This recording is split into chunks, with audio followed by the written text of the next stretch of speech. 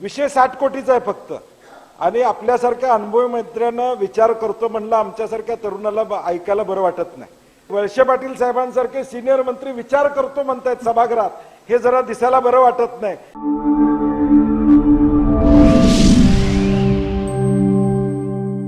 प्रश्न क्रमांक 6 22,094 रणजितसिंह मोहिते पाटील सतेज उर्फ बंटी पाटील. प्रश्न क्रमांक 22,094. छापल्याप्रमाणे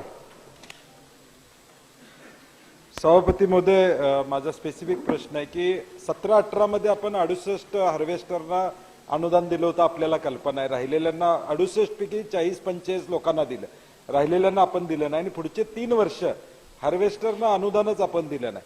आपल्या उत्तरात आता आले की 7,500 अर्ज आलेले आहेत असं उत्तरात आले. मग ते यांत्रिकरणाचे आहेत का फक्त हार्वेस्टिंगचे आहेत? एकूण आरकेवायकडे यांत्रिकरण, ट्रॅक्टर वगैरे या सगळ्या गोष्टी येतात.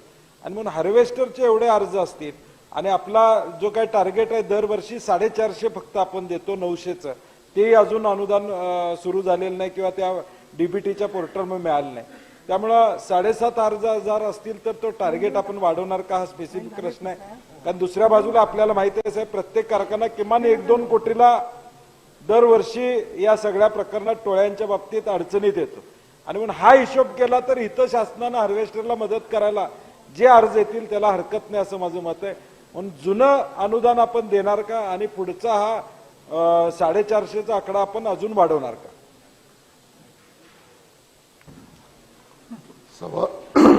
सभापती महोदय, मुळामध्ये ही योजना जी आहे ही कृषी विभागाची योजना आहे आणि राष्ट्रीय कृषी विकास योजनेच्या अंतर्गत 22-23 आणि 23-24 मध्ये 900 तोडणी यंत्रांना अनुदान देण्याबाबतचा निर्णय शासनाने घेतला.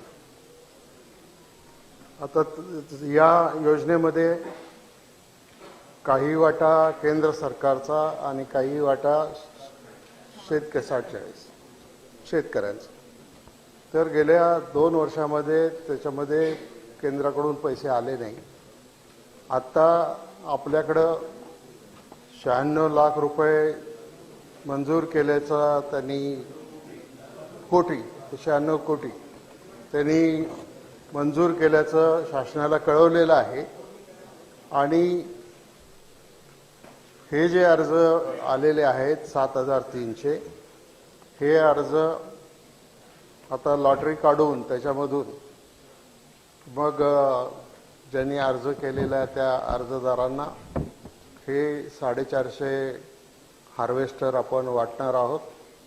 आता याच्यामध्ये काही आणखीन जोडणी यंत्र वगैरे आहेत का काही त्याच्या संदर्भामध्ये फार अजून स्पष्टता नाही, पण हार्वेस्टर द्यायचं हे ठरलेलं आहे.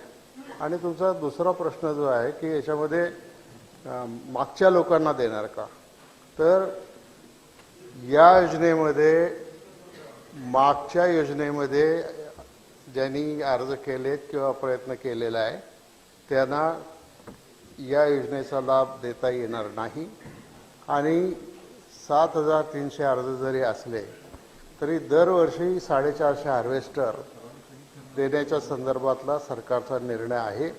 आणखीन आता सरकारने म्हणजे राज्य वित्त विभागाने या निधी उपलब्ध करून दिलेला आहे.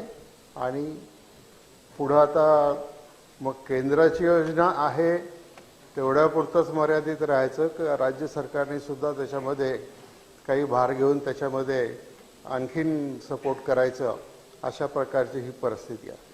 वळसे पाटील साहेबांची पत्र आहेत की हे 17-18चं अनुदान द्यावं म्हणून मागच्या काळातली. आपण साहेब फेडरेशनचे अध्यक्ष असल्यापासून याचा पाठपुरावा करतोय. विषय 60 कोटीचा आहे फक्त. आणि आपल्यासारख्या अनुभवी मंत्र्यांना विचार करतो म्हणलं आमच्यासारख्या तरुणाला ऐकायला बरं वाटत नाही. म्हणजे मुनगंटीवार साहेब तिथं आहेत बसले, ते असते म्हणले असते देऊन टाकलं म्हणले असते लगेच. तर आपल्यासारख्या अनुभवी मंत्र्यांच्याकडून विचार करतो म्हणलं साहित्यिक नाही. 60 कोटीचं देतो म्हणून आपण फ्लोअरवर आश्वासन द्या. मागचं अनुदान आहे, आपण मागणी सातत्यानं करतो. गेले 5 वर्ष हा प्रश्न प्रलंबित आहे. आणि ज्याचा उल्लेख दानवे साहेबांनी केला, उत्तर प्रदेश असेल, महाराष्ट्र असेल, ही राज्य, कर्नाटक असेल, ही स्वतःचे पैसे त्यामध्ये टाकतात. आरकेवाय मध्ये 60% केंद्राचे, 40% राज्याचे. 816 कोटीचा प्रस्ताव तुम्ही दिला, मिळाले आपल्याला 200-250 कोटी रुपये सगळ्या यांत्रिकरणासाठी राज्याच्या. म्हणजे मुळात आपण केंद्राला पाठवला 800-900 कोटीचा प्रस्ताव, तो 100% मंजूर झाला नाही. आता 96 कोटी अतिरिक्त तुम्हाला मिळाले. माझं म्हणणं काय की शासन म्हणून आपण पॉलिसी तयार करा ना. आपण विचार करतो म्हणता, हे जरा राज्यातली जनता देखील आपल्याकडे बघते की वळसे पाटील साहेबांसारखे सिनियर मंत्री विचार करतो म्हणतायत सभागृहात, हे जरा दिसायला बरं वाटत नाही. तर राज्य धोरण आणणार, शासकीय आपण RKY सोडून आपली योजना आणणार आणि येणाऱ्या बजेटमध्ये त्याला मान्यता देणार, असं जर फ्लोअरवर दिलं तर या यांत्रिकरणाला, ज्याचा उल्लेख जयंत पाटील साहेबांनी केला, या पेसवर गेलो तर 10 वर्ष लागतील यांत्रिकरणाला. 10 वर्ष झाले 450च्या हिशोबाने आपण गेलो. तर मला वाटतं पॉझिटिव्ह उत्तर तुमच्याकडून आम्हाला अपेक्षित आहे. चला मंत्री महोदय बोला. सभापती महोदय, आपण प्रस्ताव जास्त पाठवला होता, परंतु आपल्याला 450 हार्वेस्टरचे अनुदान केंद्राने द्यायचं मान्य केलं.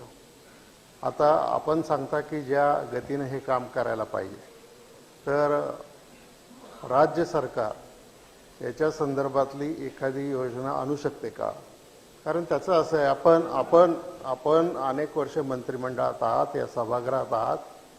कुठल्याही आर्थिक बाबीचा जो विषय असतो तो मंत्रिमंडळाच्या समोर गेल्याशिवाय आणि मंत्रिमंडळाने त्याला अनुमती दिल्याशिवाय विभागाला निर्णय घेता येत नाही. आम्ही जरूर सभागृहाच्या भावना, शेतकऱ्यांच्या भावना, साखर कारखानदारांच्या भावना या मंत्रिमंडळापर्यंत प्रस्ताव घेऊन जाऊ, त्याच्यासाठी एक योजना तयार करू आणि मग त्याच्यानंतर याबाबतचा निर्णय करू.